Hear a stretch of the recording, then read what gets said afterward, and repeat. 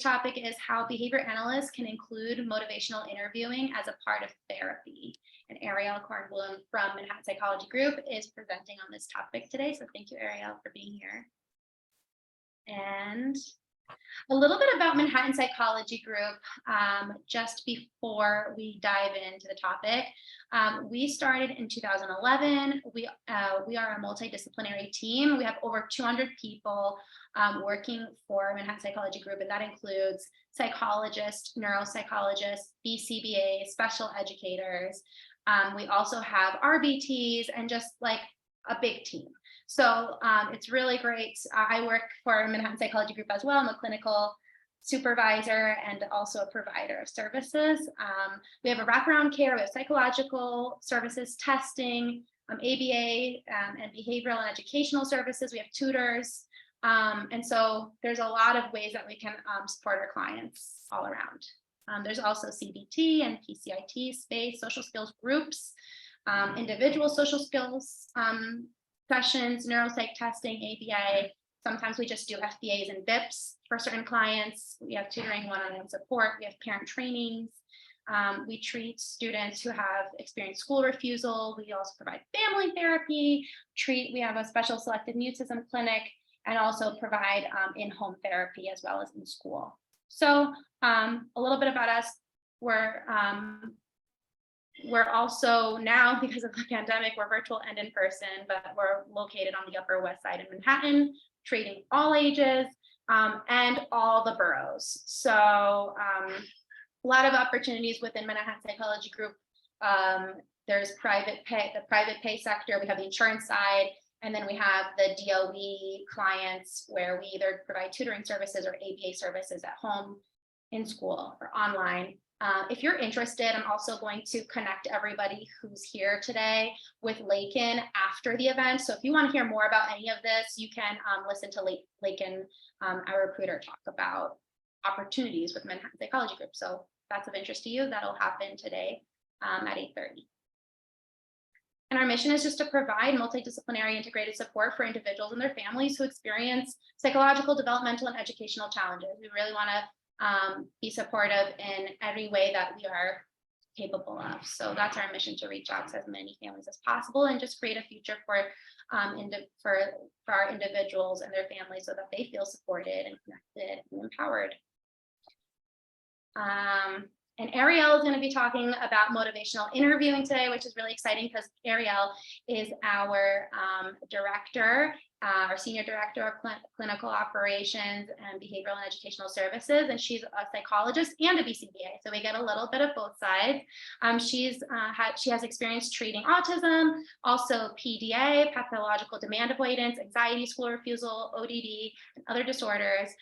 She also has experience with CBT, ABA, and ACT. So thank you, Ariel, for speaking today on this topic. I heard a lot of people are excited, so thank you once again. Okay, thanks, Kristen. So hi, everyone. We're so excited that everyone is here to hear about this topic, which really speaks to the interplay between psychological services and ABA services. So today I'm going to be talking about the topic of motivational interviewing, which is a traditionally psychological-based service, something that's used in tons of different kinds of psychotherapy. But we're going to really focus today on how MI can actually be operationalized and used as part of ABA treatment and part of ACT treatment, all things that fall within the scope of board-certified behavior analysts. So these are our objectives for today. We're going to go through the identifying the stages of readiness for change. We're going to talk about motivation and the components of motivation, reducing those barriers to change, and then also all the strategies and environmental modifications for increasing the motivation and commitment to behavior change. And then we're going to talk about MI as a part of behavior therapy that BCBAs can use in the day-to-day work that you're doing. So what is motivational interviewing? So motivational interviewing originally was developed in the substance abuse field. So we're going to stop really quickly. We're going to do a little bit of a poll here because I'm curious how many people have actually used the principles of MI. So we'll give it a minute. Just to be clear, when these polls show up, these questions, I guess the multiple choice questions, not all of them are necessary to get the get the credit for the CEU. So we're really just interested in hearing the feedback, and then there will be codes scattered throughout that are important to getting the CEU. Yes, and speaking about the CEU, you will get a link to the survey for your CEU or certificate of attendance at the end of the event. So at 8:30, I'm going to be posting that link. Okay. Okay, so the results are starting to come in, and it looks like 81% of everyone here is a no on utilizing the principles MMI. So this is really exciting for me because I think it's going to be a super valuable tool for a lot of the work that everyone is doing here. So, like I said, MI was originally created in the substance abuse field. It is defined, so Miller and Rolnick, these are the big names in this field. They define MI as a client-centered directive method for enhancing intrinsic motivation for change by exploring and resolving ambivalence. So it's kind of wordy, but MI, what it is at its core is creating the dissonance between where someone wants to be and where they actually are, right? The motivation for change. A big part of MI is that it's client-centered, meaning the therapist is there to support the client rather than direct the client. So the client is directing what is happening there, and the therapist is there to support them along the journey.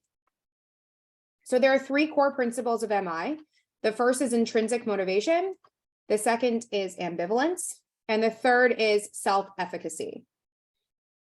So intrinsic motivation, it's an interesting one to define from this perspective because traditionally when we're talking about behavior analytic work, we will talk about, motivation and like just the idea of what is motivating the clients that we're working with. And, we don't really deal a lot with intrinsic motivation. Intrinsic motivation tends to be a more psychotherapy oriented kind of a term. But what I'm going to talk a little bit about today is how we can actually take it and operationally define it, which is a really new thing and not traditionally how MI has been explained before. So intrinsic motivation at its core, defined, is not controlled by environmental variables. That right there is the way that psychologists have defined intrinsic motivation over the years. And I think as behavior analysts, we are always taught to understand that, most things are defined and controlled by environmental variables. So we're going to talk about that a little bit more later. The overall hypothesis here is that the therapist can work alongside the client in cultivating that motivation. It's not either they have it or they don't. It's that we can work to bring it out, right? So that's really the goal of a big part of MI, is to find it and bring out the intrinsic motivation. It's also about defining one's own set of values. Client sits down with us for therapy, whether that's a parent or maybe an older child or an older individual. And we talk about, well, what are the things that you value in life? My values might not be yours. And the same goes for anyone out in the world. So a big part of cultivating intrinsic motivation is to talk with clients about the things that they value, right? What are the things that are important to them? The second piece that's very important in understanding what MI is the idea of ambivalence. So ambivalence is basically that we can change our minds. We go back and forth. We want to change. We want to stay the same. We might be wishy-washy about stuff. That's a real human experience that everyone has had at one point or another. So ambivalence is a big, big piece of the MI puzzle. And the third is self-efficacy. So this is the belief that you can achieve the goals that you have developed for yourself. So very, very, very simply put, self-efficacy is really the concept of believing in yourself. That's it, more than anything else. We have to believe that we humans, we have influence over our lives, right? That includes the values we develop, the things that we do on a daily basis, the way that we arrange our environments, which is a more behavior analytic perspective, but it's really an important part of self-efficacy, right? If I put in the work and I have people supporting me and I arrange my environment in a specific way, I believe that I can achieve the goal that I set out for myself. So there are 5 really big parts of MI that really define the spirit of the therapy, right? So when I think about MI, right, as a clinician, as someone who practices both as a psychologist and as a behavior analyst, I really think about it as a prerequisite in many ways, right? If I am sitting with a client who's very ambivalent about wanting to put in the work to make change, let's say it's a parent and we're doing behavioral parent training, right? So for many of us who have done that kind of work, which I'm sure is pretty much everyone here, we understand that every parent comes to the table with a different readiness for change, right? But we really need them to want to make a change in order for them to actually take our advice, in order for them to implement our behavioral strategies. So the spirit of MI is that intrinsic motivation, those values, they drive behavior change. Change is not impacted by all these other outside factors. Again, it is client driven. It is solely in this kind of therapy, the client's responsibility to resolve and explore their ambivalence. We cannot decide for anyone that they need to change. Someone can only decide for themselves that they want to put in the work, the effort, that they are going to resolve that ambivalence and feel very strongly about making change. The therapist in this case is partnering with the client. The relationship is really more collaborative, more so than it is about you being the therapist expert and the client being the client who is receiving that expertise from you. So as therapists, it is our job to really level set with our clients, to honor their expertise, to reinforce their values and the fact that they have self-efficacy if they are starting to show those things. The therapist is focused on supporting the client in those efforts. So it is not, again, the therapist's responsibility to decide what is best for a client or what they should do or what they shouldn't do. And that can be hard because a lot of time clients really want therapists to just say, well, what would you do? Or what's your advice, right? So we need to continually come back to this place of honoring the autonomy of the client to decide what is best for them, what is best for their family. And we are also talking about the fact that a big part of MI is that the belief that the motivation for change, that intrinsic motivation, is inherently present in the client. It is our role as therapists to create this environment that evokes those resources, right? That brings them out, that allows the client to really settle into that self-efficacy, to define their values, to resolve their ambivalence. Now, I know a lot of the words I'm saying are certainly not behavior analytic in nature, but I promise you when we get to the end of this, we're going to really take all of those concepts and make them and put them into more of an objective sense. So there are 6 stages of change. The stages of change are, similar for lots of different kinds of therapy. But the fact about the stages of change is they're not linear. You don't move from pre-contemplation to contemplation all the way through, right? We could jump from 1 to 4, from 4 to 2. They're more of like a wheel that's connected in a way where we are making shifts between them and we can go back and forth between different stages of change. Actually, we could cycle through them fairly quickly. So the first one is pre-contemplation. This is not ready to make a change at all. There is no problem here. A great example of pre-contemplation that I talk about with a lot of other clinicians and a lot of families I work with is, an older child, let's say they're sitting in your office for, either some ABA direct services or some ACT treatment. We're talking about, a lower support need individual, and they're having a lot of objective challenges, right? But they can't see those, right? There's no problem in need of treatment. So in therapy, it is our job to really move them through the stages of change. The next one is contemplation. We're a little bit more unsure. Maybe there's a problem, maybe there's not a problem. It's a very ambivalent, wishy-washy stage. After that, it's the determination and preparation. We are at this point where the client recognizes and realizes that there is a problem and they are ready to make a change. most adults, most parents who enter therapy, whether for parent training or their own counseling, their own therapy, are in this stage. By the time they come see you, they're already at the third stage of change. So the next thing is action, right? So at this point, the individual, the family, the client you're working with is definitely trying to make the change. It is clear they are working on it. They want to work on it. After that, we have maintenance, working to upkeep those changes. Maintenance is obviously a big behavioral analytic term, and it's the same here. And then we have relapse and reentry. I want to be very clear. Relapse is extraordinarily common. And as clinicians, we need to expect it.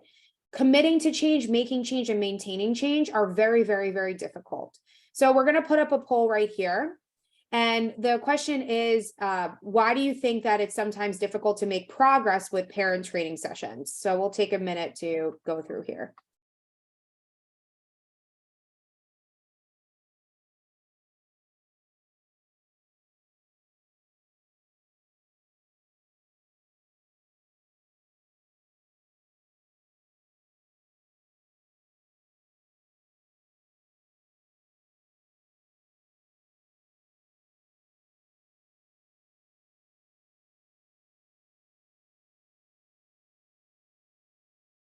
Okay, so we have parental burnout as the pretty clear winner here. And actually, that really speaks to these stages of change, because if you are burnt out, it is really difficult to do some of the parent training work that we are working on with our families.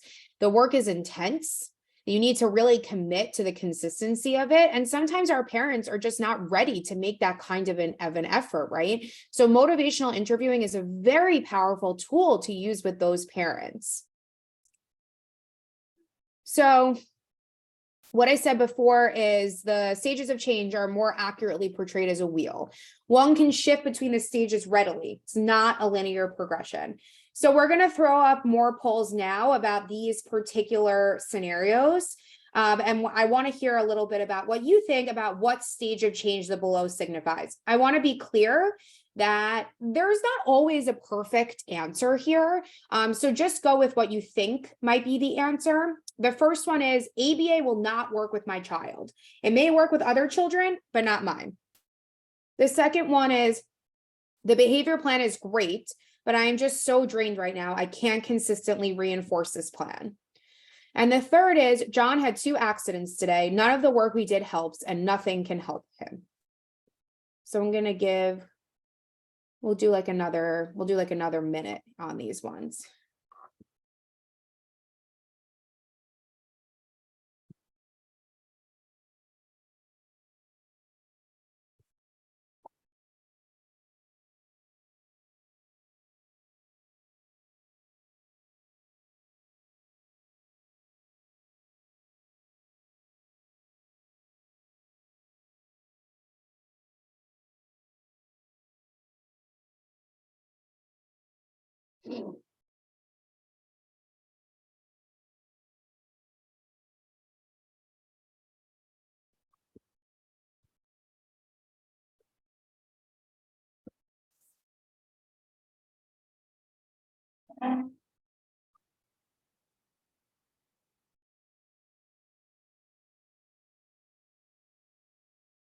Okay.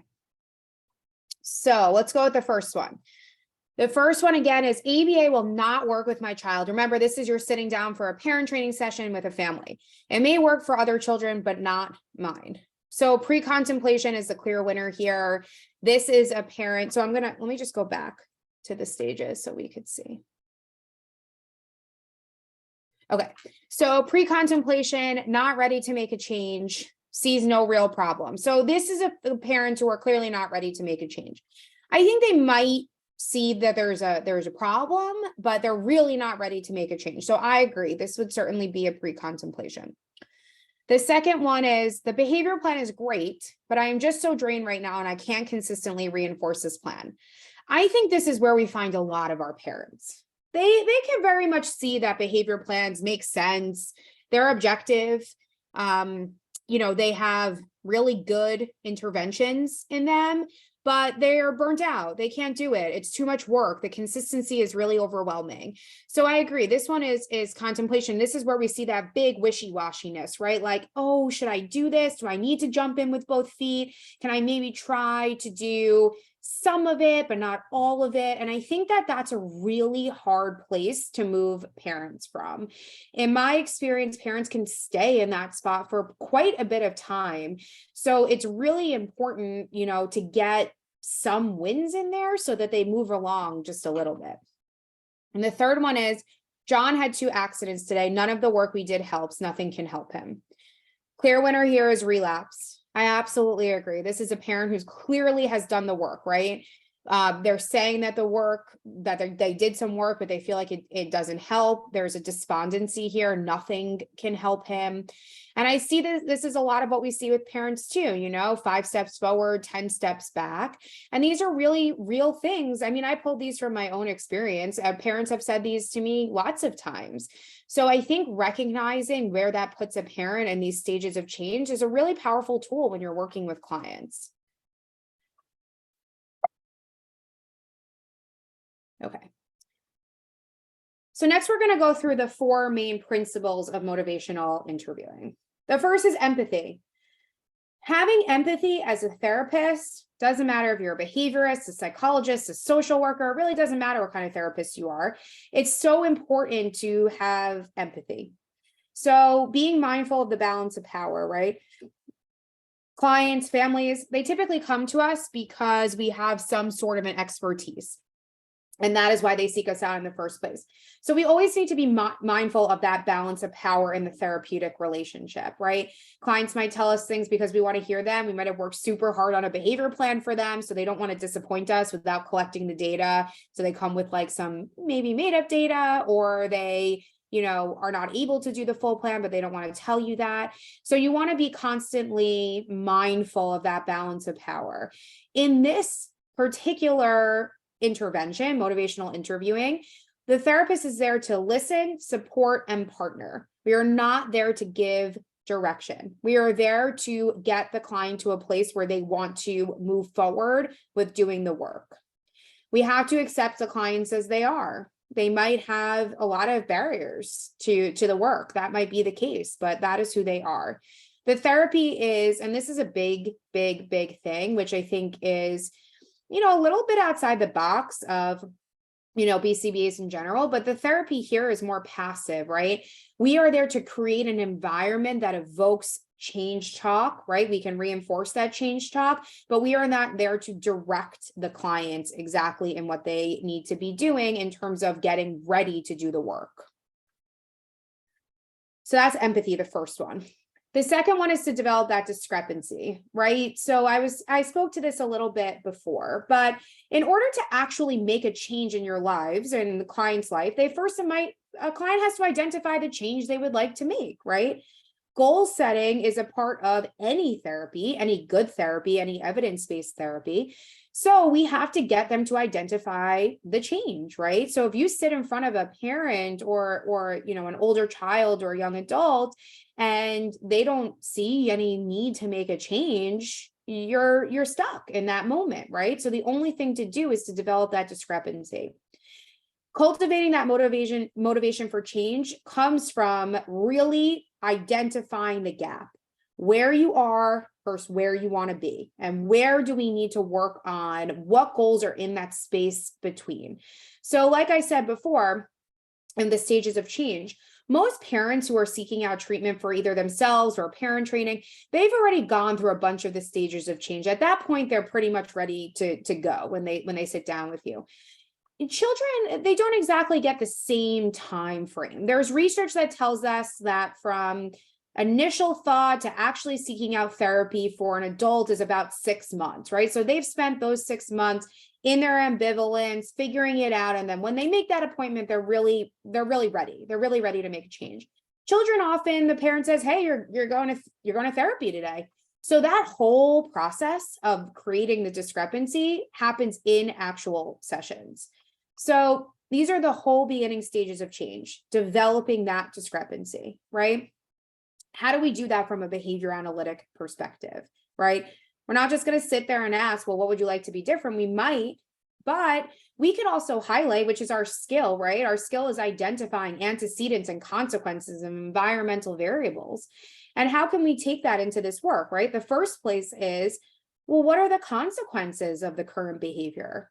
What's happening? Tell me what's objective. You are doing this and this is happening, right? If we can link those two together, we might be able to start to develop that discrepancy. The third one is to support self-efficacy. If someone doesn't believe that they can make a change, they're not going to even try. That's just the fact of the matter, right? If we can't engage in the work of change, we can't engage in any sort of change work if the client doesn't believe that they could actually change.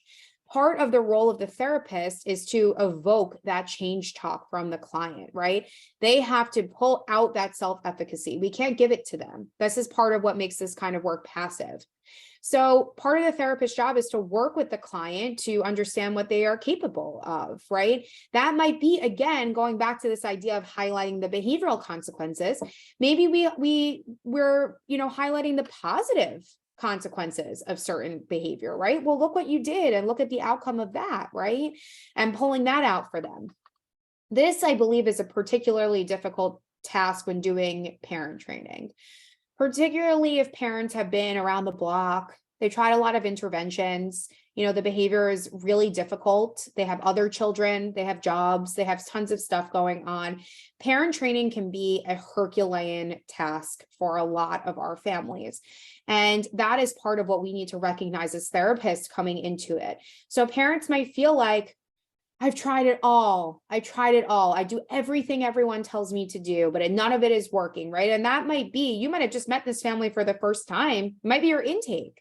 And that's what you hear from them, right? So we need to make sure we're always circling back to this idea of self-efficacy. The next one is rolling with resistance. So, I will speak from my own experience. I have had a lot of resistance with families, a lot of pushback from families, right? And resistance is a signal. It's a data point for us to consider. It's a sign that what we're doing, it's either we're pushing too hard or we're on the wrong path. We need to reconsider. A big piece of MI is avoiding any sort of conflict or argument or pushback with the client. You can offer a different perspective, but making sure that those are not forced or imposed. And if the client has, a reaction, maybe a negative reaction to something you're talking about, to back off from that, try a different route.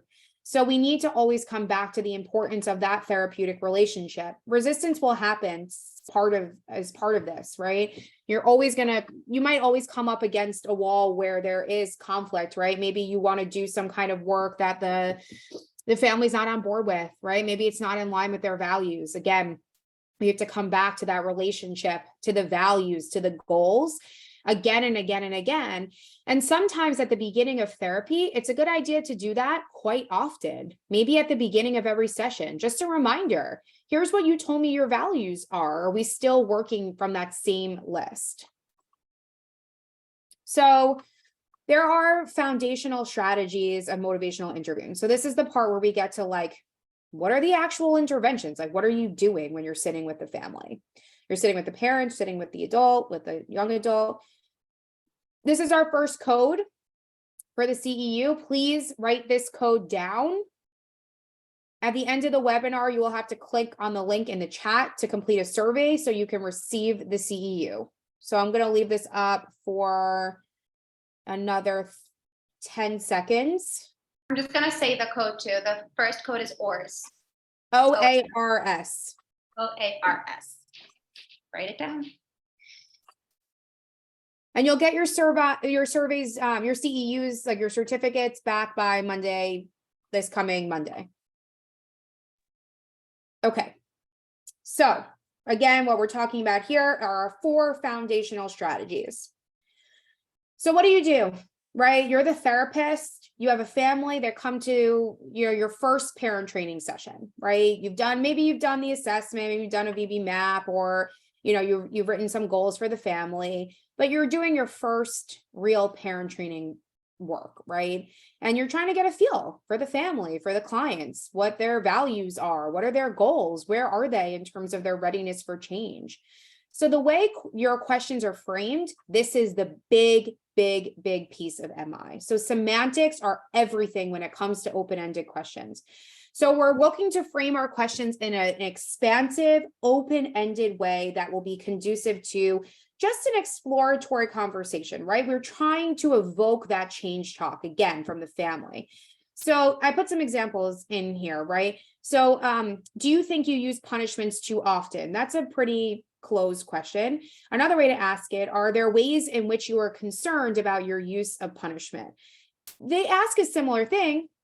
You'll probably get the same information, but in the way the second iteration, what you'll get is more information, more talk, and that is the goal here.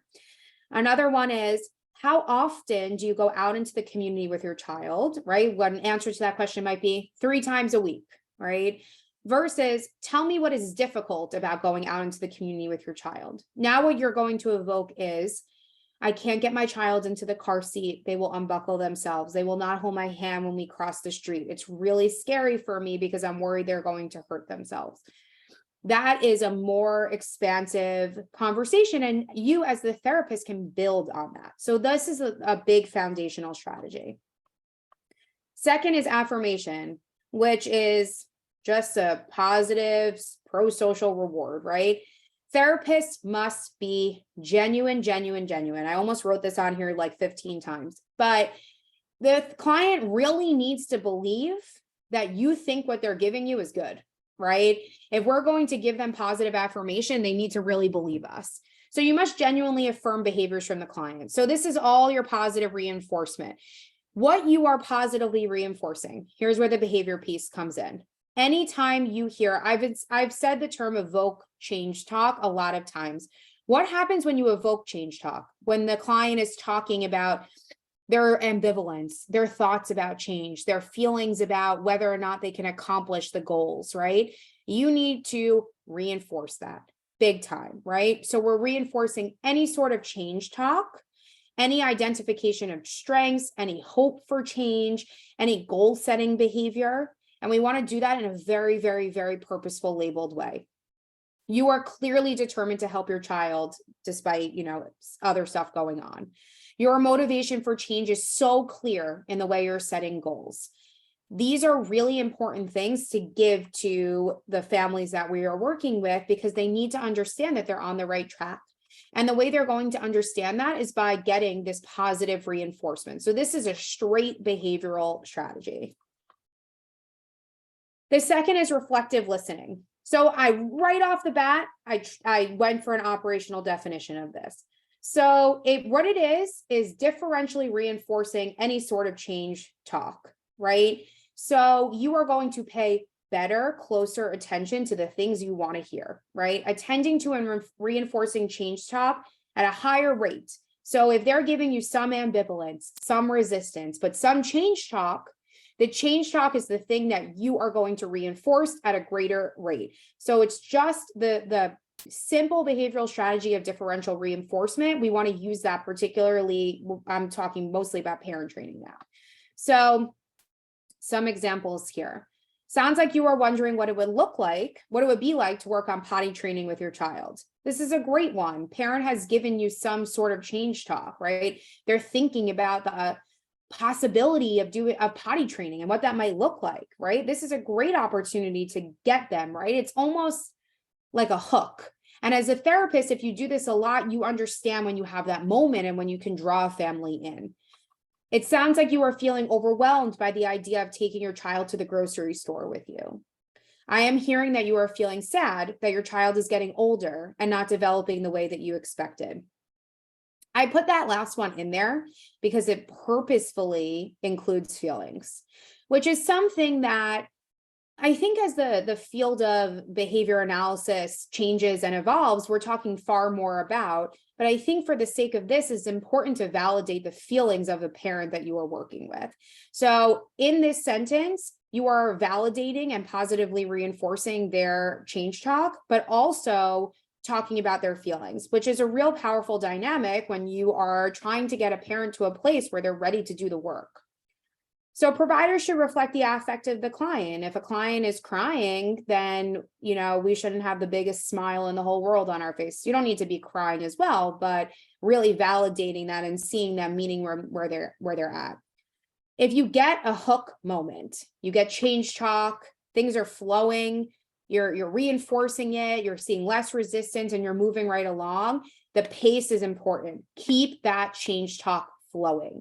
This is the part where the differential reinforcement and the positive affirmations, they come in and they increase the client's use of that sort of language, right? Positive reinforcement creates more of the behavior that we have positively reinforced.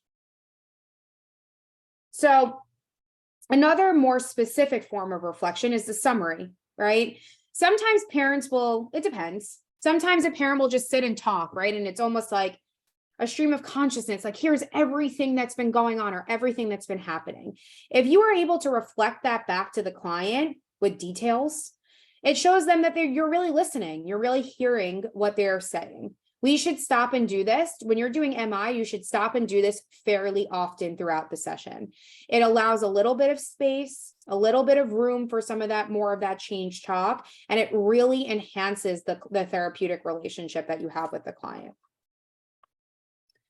So those are our big 4 principles of MI. They're nothing that's reinventing the wheel, right? The main idea is, how do we get our clients to talk more, and how do we reinforce that so we move them through the stages of change to the point where they are ready for change, and then we can come with our amazing behavior plans and all of our antecedent interventions, and we can get them to use the visual schedules and the reward charts and all of those amazing things that we know will work.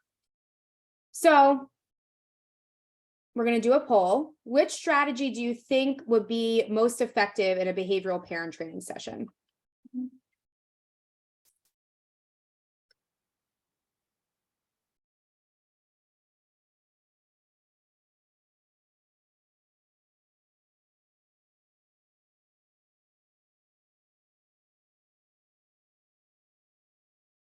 I mean, all of the above is basically the runaway answer here.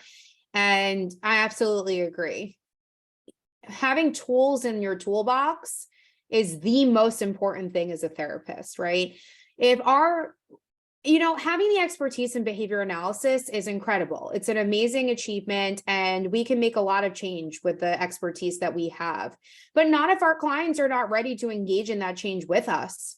So using all of these tools can really help to move the needle forward so you can get actual measurable behavioral change.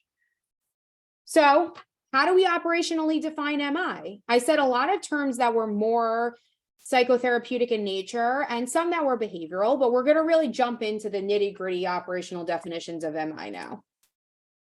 So going all the way back to the beginning, the definition of motivational interviewing is a client-centered directive method for enhancing intrinsic motivation for change by exploring and resolving ambivalence. It's a lot of words to say. The client has to choose when they are ready to do the work, and we can help them along on that journey. So there's a behavior analytic definition, right? So for the client-centered approach, right? How do we operationally define that? Hayes and I'm going to totally butcher this guy's name, Strazhal and Wilson. So many of us are familiar with Hayes's work. And when we're talking about just this client-centered approach, we could define it as arranging a non-punitive, non-confrontational environment that is intended to reduce counterpliance. So counterpliance is a pretty obscure behavior analytic word. If I could see all of you, I would ask you to raise your hands for who's heard of it before. I've done a lot of Googling of it recently, but basically what clients is obeying a rule just to obey the rule, whether you made it up or someone else made it up. And counterpliance is the opposite of that. So disobeying a rule given either by yourself or others, right? So the idea is to arrange the environment. How can we make this environment non-judgmental, non-confrontational, so that the client can resolve and explore their ambivalence? So the directive part of it. Evoking and differentially reinforcing that change talk. This is the biggest thing. Intrinsic motivation, otherwise known as automatic reinforcement. That is why we keep doing it.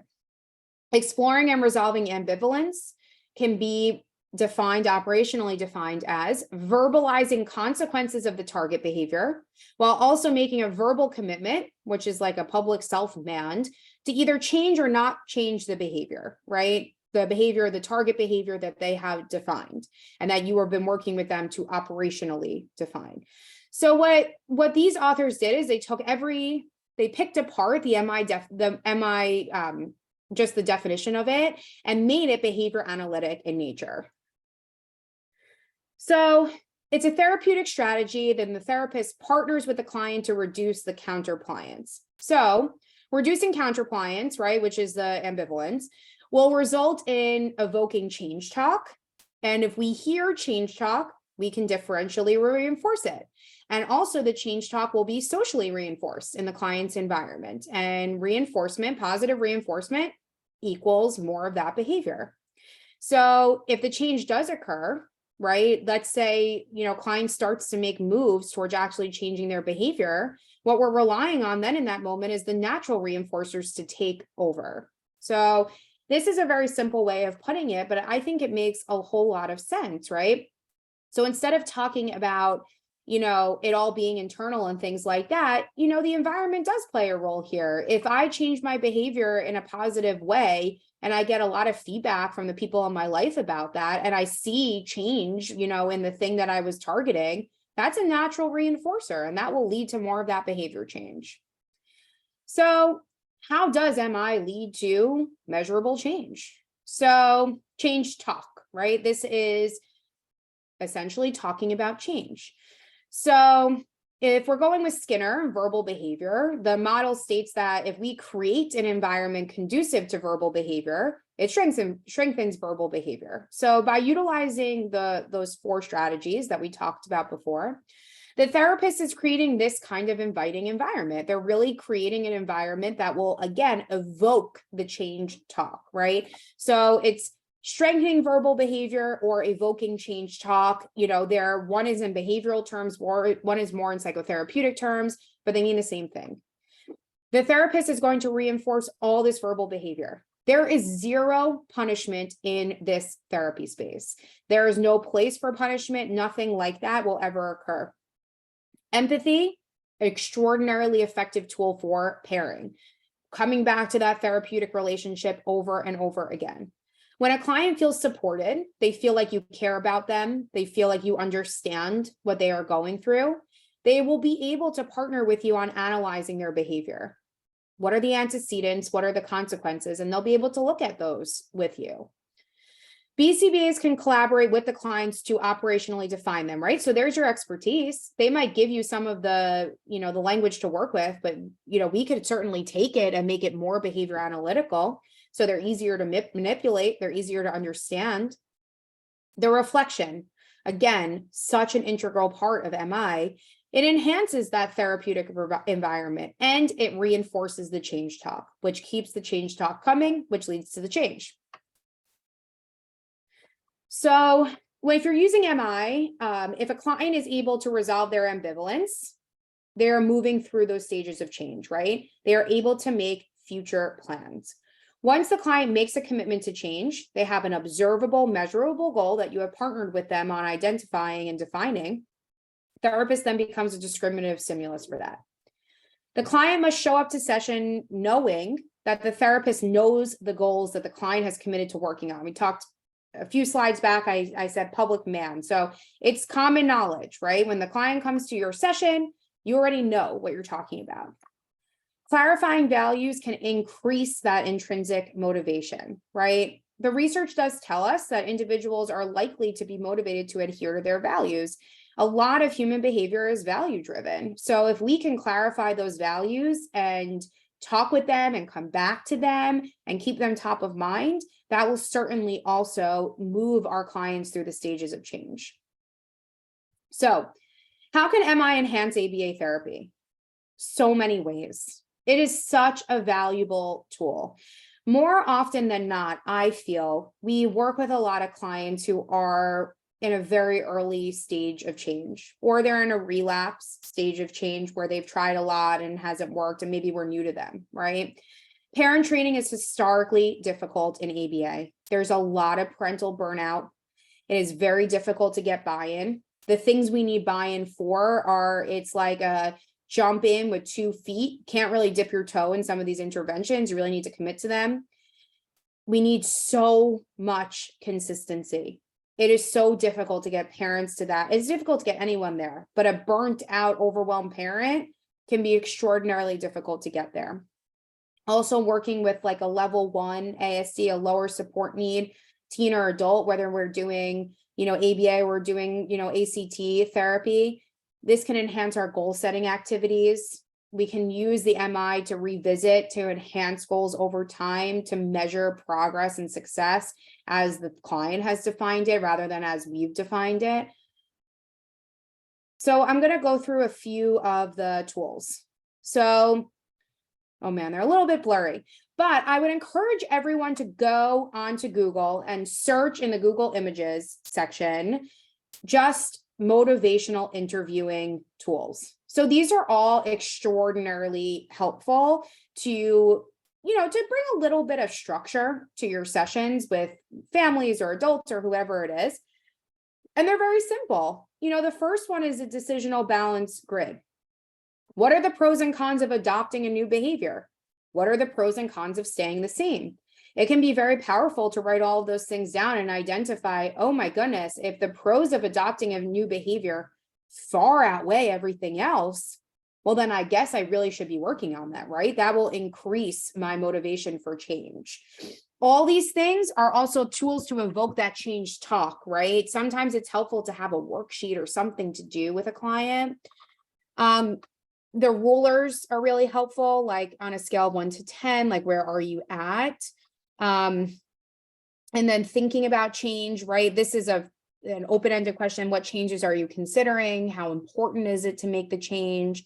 I really like the readiness ruler. You don't even need a worksheet. You could do it on your Zoom whiteboard. You could do it on your whiteboard in your office, whatever it is.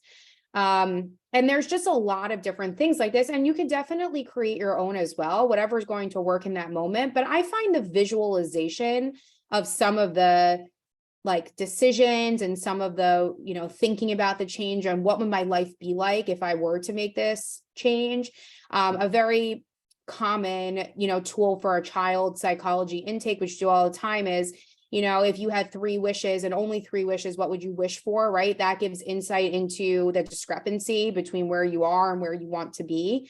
So we're constantly looking at, if we have, a client who, we're stuck in pre-contemplation, right? We want to attack it from a lot of different modalities. So we're going to ask our questions, we're going to use our tools, we're going to come back to redefining our values. And sometimes we need to cycle through all of those things so we can get a little bit of movement. But once we get the change talk going, then our positive reinforcement can take over.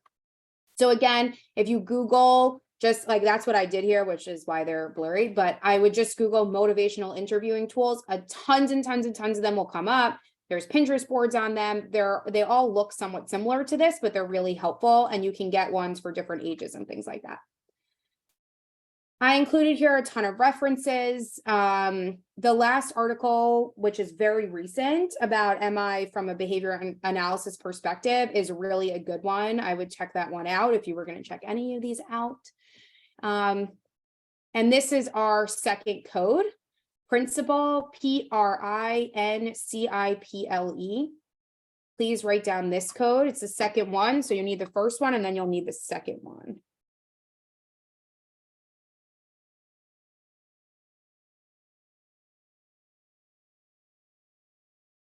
So we have a little bit of time. I'm going to run through some of the questions. Okay, so the first question is, how about a client that is an adolescent, ages 13 to 17, and is told to go to therapy or has therapy, but is resistant at times? This is what I was this is what I was talking about earlier. And I think this is what you'll get a lot for a client who is coming, who maybe has a diagnosis of level 1 ASD or social pragmatic communication disorder or something like that, right? Someone has determined that they can engage with therapy, like more talk therapy. What is going to happen here is the moving through those stages of change, the resistance. Your whole job at the beginning is to create that therapeutic alliance, the pairing. You're going to lean in heavily to pairing, and you are going to be cultivating that discrepancy all the time. This is a client who is in a pre-contemplation page. So we do need to go back and create that discrepancy so we can do the goal setting. Don't be discouraged. This process can take months. And I always tell parents that it might take me 6 months to get anywhere. So if you're upfront about it and parents understand that, it's worth the time because you might be able to get there. Oh, thank you for all the positive feedback. A few people said they really liked the presentation. Oh, Kristen, can we share this link with everyone? Sure, I can post that. So someone shared a link with motivational interviewing tools. Thank you. What does the O stand for in ORS? The O stands for open-ended questions. What about a school where you are providing support to the classroom teacher? Can you use this with a difficult student? Oh, yes. You could definitely use, I don't know if your question is about using this with the classroom teacher, but I would definitely use this with a classroom teacher who is in a pre-contemplation stage or who is not ready to, engage with a plan or something that you've written. And they could also use it with their students.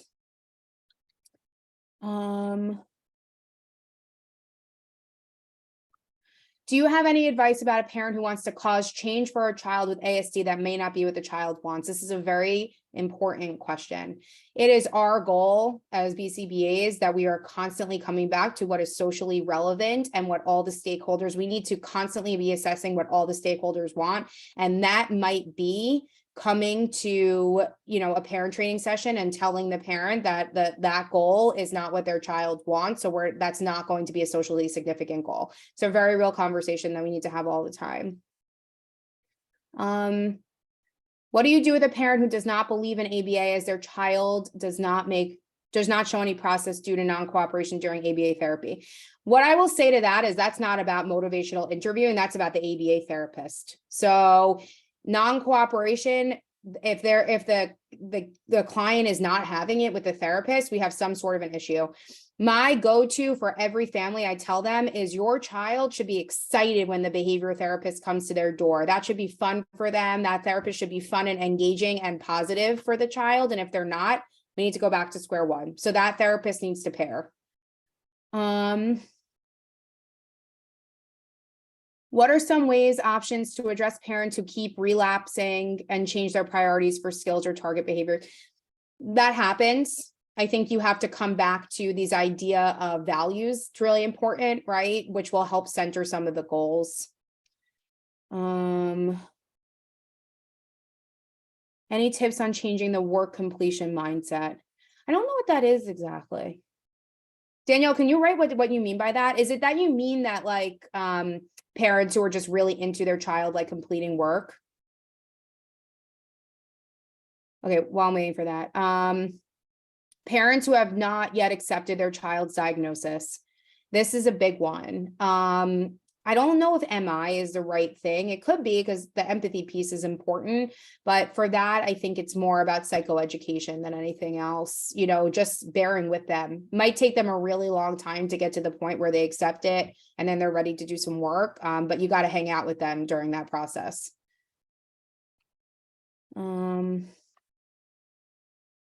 All right, I think that's it. Does anyone else have any questions? If you have a question, type it, please.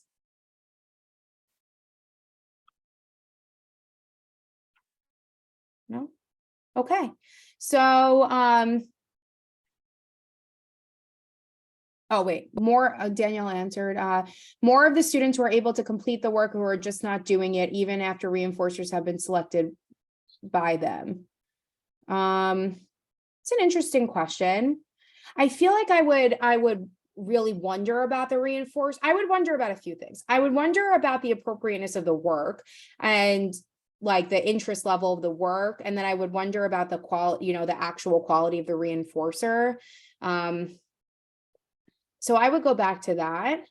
And, sometimes when I think when you see that, I would also, not that PDA is a relatively rare diagnosis, but sometimes if like no reinforcer hits it, even if it's something that the kid definitely wants, I would consider that diagnosis.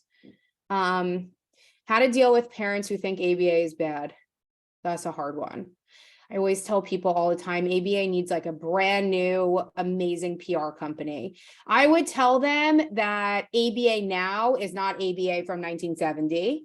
And I would highlight the natural parts of ABA, and that really good ABA often looks like a play session. And then what I also like to do for parents is to talk with them about some of the things they've tried before, or some of the strategies or interventions they think are great, and explain to them why those are actually behavioral analytic in nature.